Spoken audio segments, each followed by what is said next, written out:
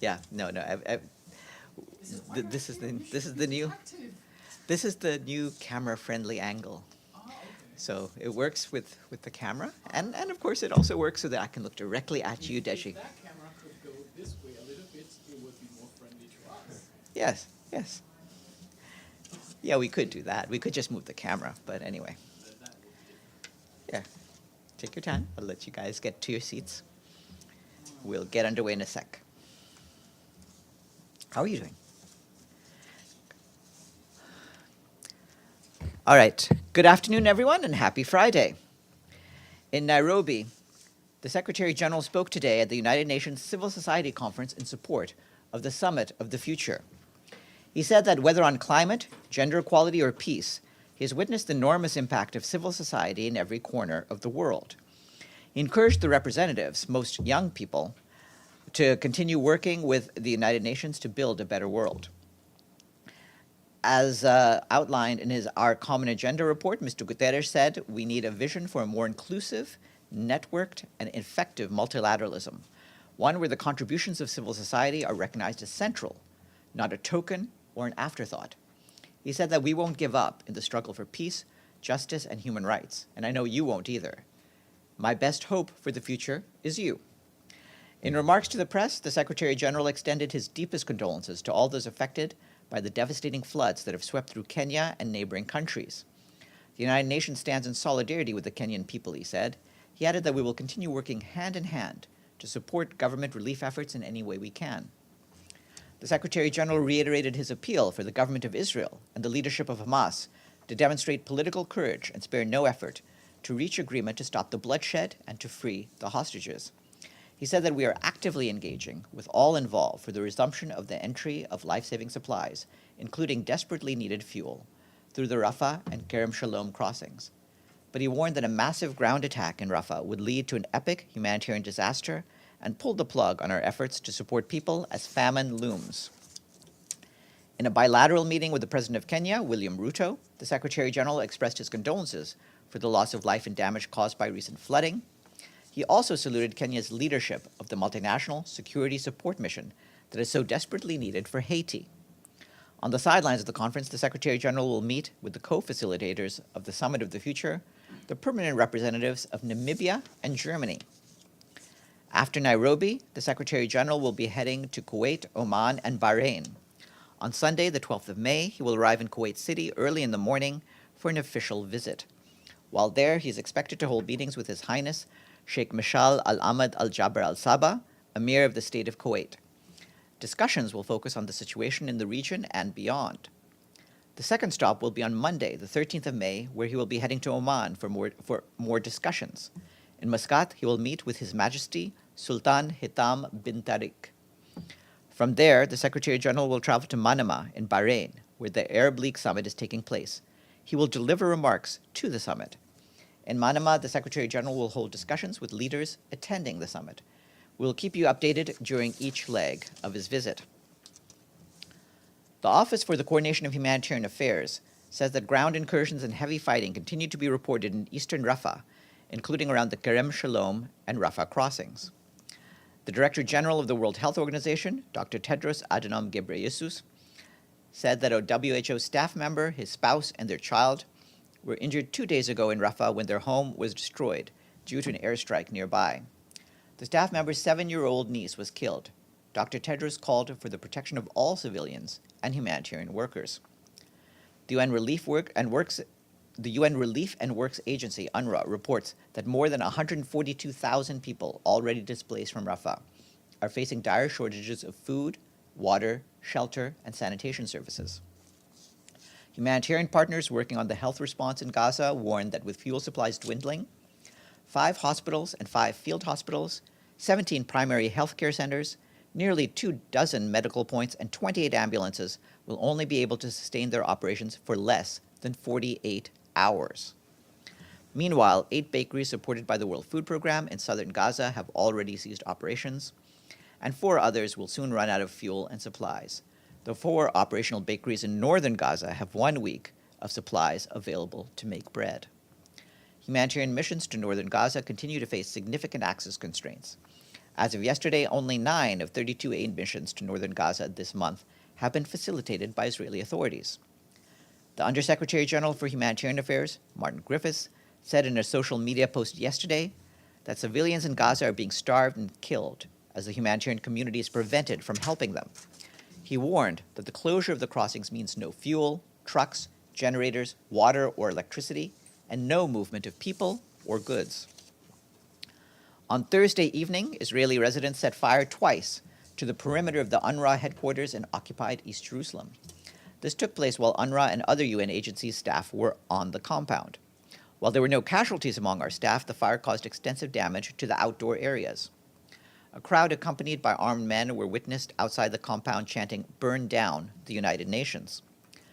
This is an outrageous development, Commissioner General Philippe Lazzarini said. Once again, the lives of UN staff were at serious risk. In light of the second appalling incident in less than a week, he has taken the decision to close down the compound until proper security is restored. He said it is the responsibility of the State of Israel as an occupying power to ensure that United Nations personnel and facilities are always protected. UN staff, premises, and operations should be protected at all times in line with international law. The Secretary General condemned the attack. Targeting aid workers and humanitarian assets is unacceptable and must stop, he said.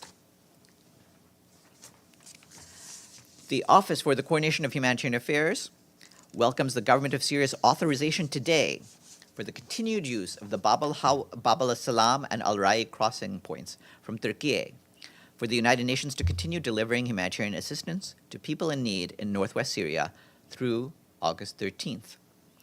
The cross-border operation from Turkey, which also utilizes the Bab al-Hawa crossing, is a lifeline for aid to northwest Syria, where millions of people are in need of humanitarian assistance, including food, nutrition, health, shelter, protection, education, and other critical support.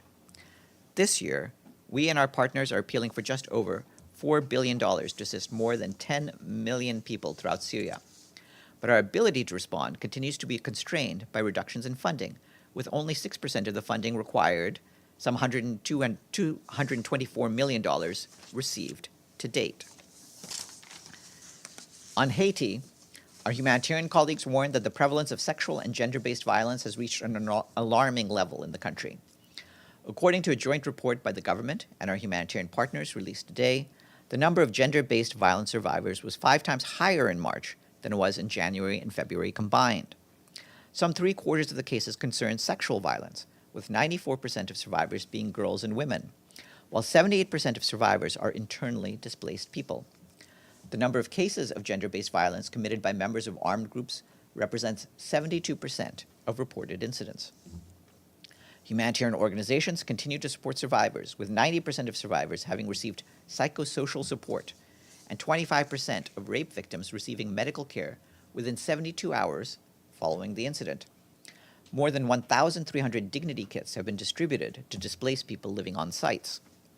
Despite the increasing number of gender-based violence cases, humanitarian organizations have only received 7% of the funding required for prevention and to support survivors. We urgently need additional resources to strengthen the response and provide legal assistance, medical care, psychosocial support, and livelihood means for survivors. The Office for the Coordination of Humanitarian Affairs tells us that Chad continues to face a protracted humanitarian crisis, with 6 million out of 18.8 million people in need of humanitarian assistance across the country. The food security and nutrition situation is being exacerbated by climate change, insecurity, and the rise in food and fuel prices.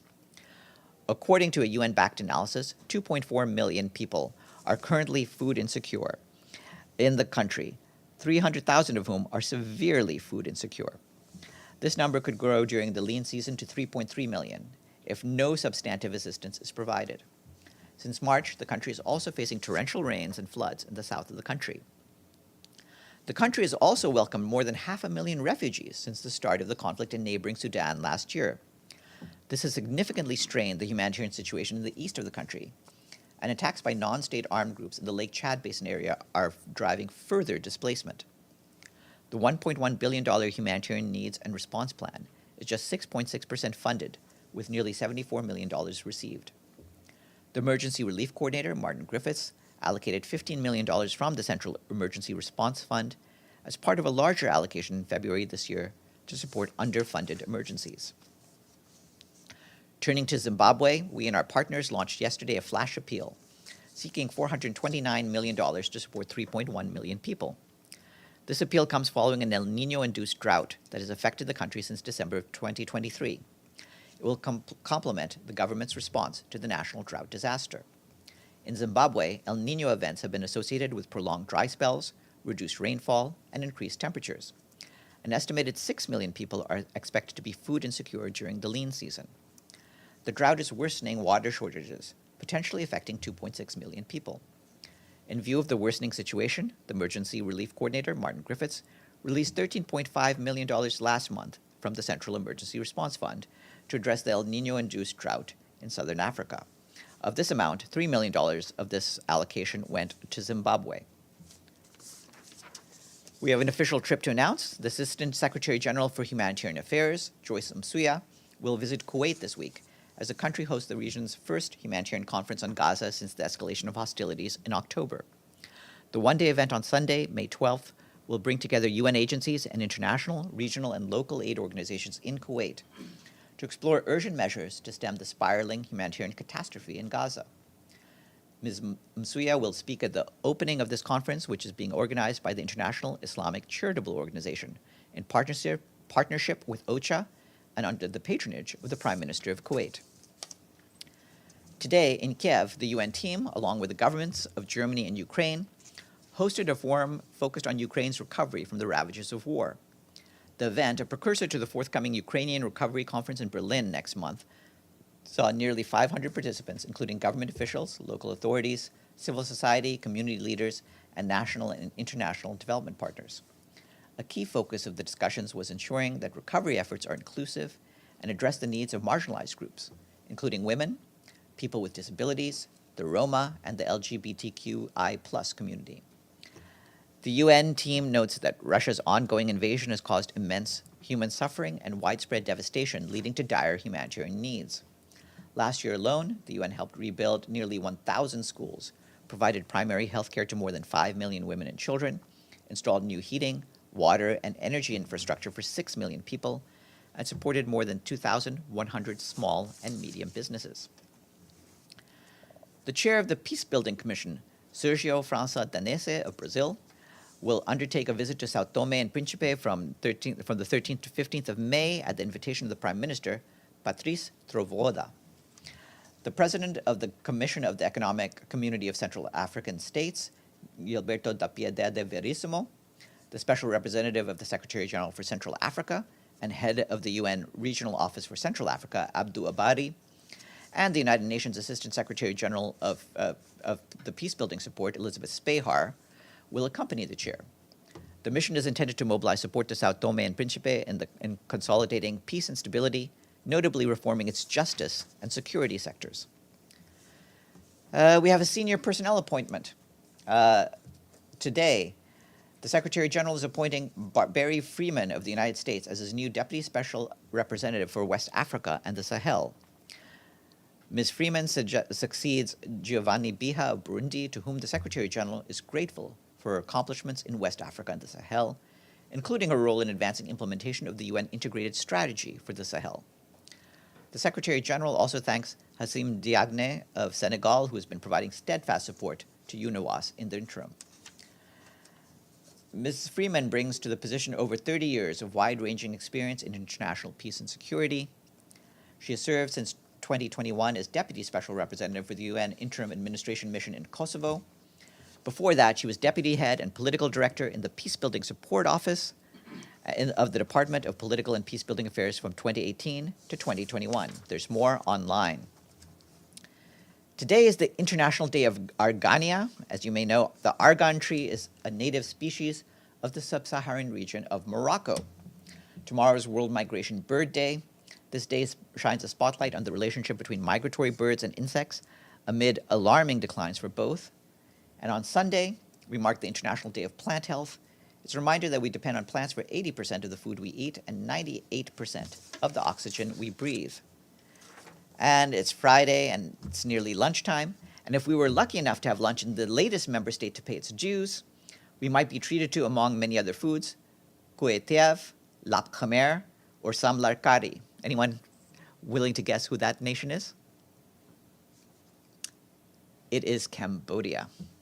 We thank our friends in Phnom Penh for Cambodia's payment, and we have reached 108 fully paid up nations. Yes, Deji, and then Amelie. A couple of questions. Today, the GA vote adopted the resolution. And in that resolution, it asked the Secretary General to take necessary measure to implement the resolution, which grants many rights to the state of Palestine. What measures can the Secretary General do to implement that resolution? Will he refer to Security Council to restart the negotiation of the admission again? And what measures? Well, regarding that, in accordance with our standard procedure, the Secretary General and the Secretariat will take the measures necessary to implement the resolutions as requested by the Assembly. We will first, now that it's passed, we will study the resolution, including its annexes, and see how to go forward in that. But we will then proceed with that. And one thing, today the Israeli ambassador shredded the UN Charter, said that's what people did in that hole. What is the reaction of the Secretary General on that image? Well, He obviously can do that? We've told you before that we don't comment on the various remarks made by different ambassadors, and the theatrics, both in the past and the present, are things that are part and parcel of the presentations the member states make. We don't comment on those, but regarding the charter, obviously, this is an organization that is premised on respect for the UN Charter, and all of the member states have pledged to uphold the UN Charter, and we expect them to fulfill that obligation. And do you feel uncomfortable to see that image in the TV? I've been around here a long time. I've seen a lot. Look, And all I can tell you, look, that was a charter. There's many charters. There's one right here. The charter is intact. Its ideals are intact. you resurrected it. What? You resurrected it. The charter Great, good job. is something that will stay with us. And like I said, it's the founding document of this organization. As long as this organization exists, the charter exists. Now, why I ask that question, because we saw the attack on UNRWA, and we know it might be some people who hated UNRWA, who had opinions on you, and they did that. But don't you think this kind of behavior by the Israeli ambassador actually, how to say that, infused this kind of behavior, infused this attack for UNRWA, for those people who stopped the trucks, 8 trucks, to cross the Korean Shablam border crossings? Well, those are separate things. Obviously, a piece of paper is a piece of paper, and theatrics are theatrics. But those We are clearly and strictly against threats made on our personnel and our facilities. Those are irresponsible, they are wrong, they have to stop. But it's not connected, do you think? We have seen so much. You can go over the history of the UN and all the speeches that have happened. Different moments when people use different props, their own shoes, the various resolutions of the Security Council that get crumpled up by different people. We've seen it all. We rise above that. This is an organization of diplomacy, and we encourage diplomacy. Amelie? Thanks, Farhan. A completely different topic. On Somalia, the government of Somalia has sent a letter to the SG and the Security Council requesting the termination of UNSOM. Do you have any comment on that? Do you think UNSOM has done enough in Somalia that they could end their mission? Well, the thing about UN missions is that we do not plan to stay forever in any country. But when we withdraw, we want to do it as part of a dialogue with the country, with the Security Council and others on how to do it. Decisions on the mandate of UNSOM, the UN mission in Somalia, have to be taken by the Security Council. So really, this matter rests in their hands, and we will accept what the Security Council does, but we will work in good faith with all member states in terms of what's expected if there's to be a drawdown of a UN mission. And I might add, if a political mission or a peacekeeping mission leaves a country, that doesn't mean the end of the UN presence. We have country teams, we have other ways of assisting, and we would continue to assist the people of Somalia. But I mean, we've seen in recent months, in a year, many different governments out of the blue requesting the UN missions, whether political missions or peacekeeping missions, to leave. So are you worried about this tendency?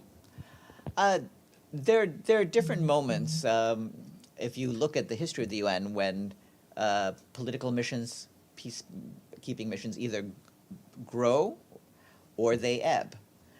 We are well aware of that process, and what we try to do is make sure that whenever we have to leave anywhere, it's done in a responsible manner so that we can continue to serve the people of that place, in this case, Somalia. Yes, Ibtisam. Farhan, first on the resolution that was adopted today, do you have any comments on that?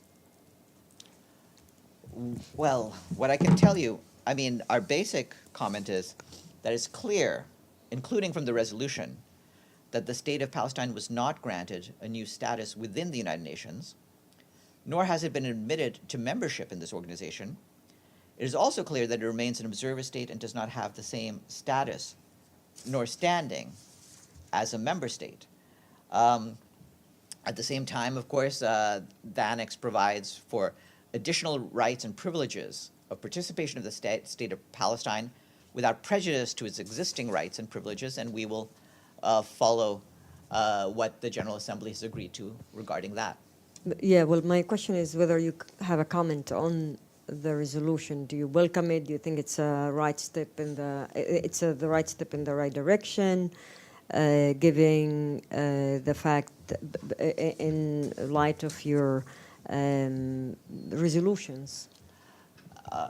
Well, certainly this is a new resolution for us to follow, and we welcome the fact that a wide membership of the General Assembly has agreed to this step. I have another question on the attack on your premises, UNRWA premises of the UN in Jerusalem. As you mentioned in the statement you read, that this is it is happening for the second time in the same week. And when I asked Stefan about it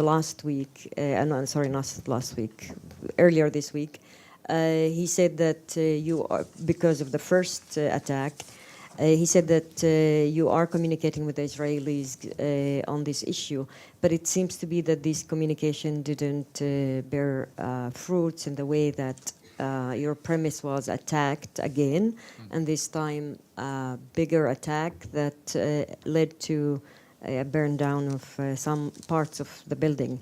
And I guess my question here again, how concerned are you about the safety of your staff in Jerusalem, and about the fact that the Israeli government is not doing what they need to do as a host country in protecting your premises? Thank you. We're very concerned, and you can see how concerned we are from the fact that Mr. Lazzarini took the decision not to bring any staff into the compound until conditions there are safe and until the safety can be guaranteed by the relevant authorities. We have reminded Israel and will continue to remind Israel of its obligations as a host country in occupied East Jerusalem. And with that, yes, one more. I came late. I didn't want to jump in front of anybody else. A question on numbers. The director of UNICEF, Catherine Russell, had indicated in mid-March, she was citing Hamas's health ministry numbers, that 13,000 children had died. That was in mid-March in Gaza.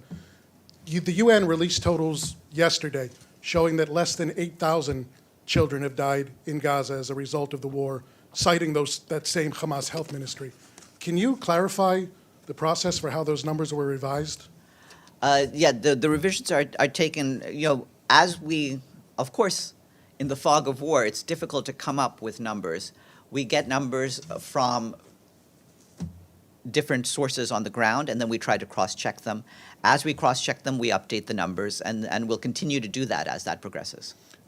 But that, I mean, it's almost half. I mean, it's pretty significant. Numbers get adjusted many times over the course of a conflict. Once the conflict is done, we'll have the most accurate figures, but we're just going with what we can absolutely confirm, which will always be the low end of what the numbers are. So can people consider those numbers reliable, having been so off in this occasion? Well, you can consider them reliable from the fact that we're continually checking them. We'll continue to do that over the course of the war, but the numbers, ultimately have to be regularly checked so that we can be sure that what we're putting out is valid. Is that something for me to read?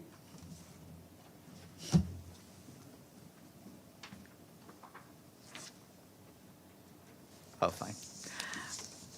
Okay, anything else? If not, I yield the floor to the real star of today, the spokesperson for the President of General Assembly, Monica Grayley. That's very kind. Thank you so much, Farhan, and good afternoon, everyone. Here we are. As you may have seen, I was there in the General Assembly Hall, and so I will have only 2 notes for you today, but important ones, of course. So this morning, the General Assembly adopted draft resolution A/ES 10/L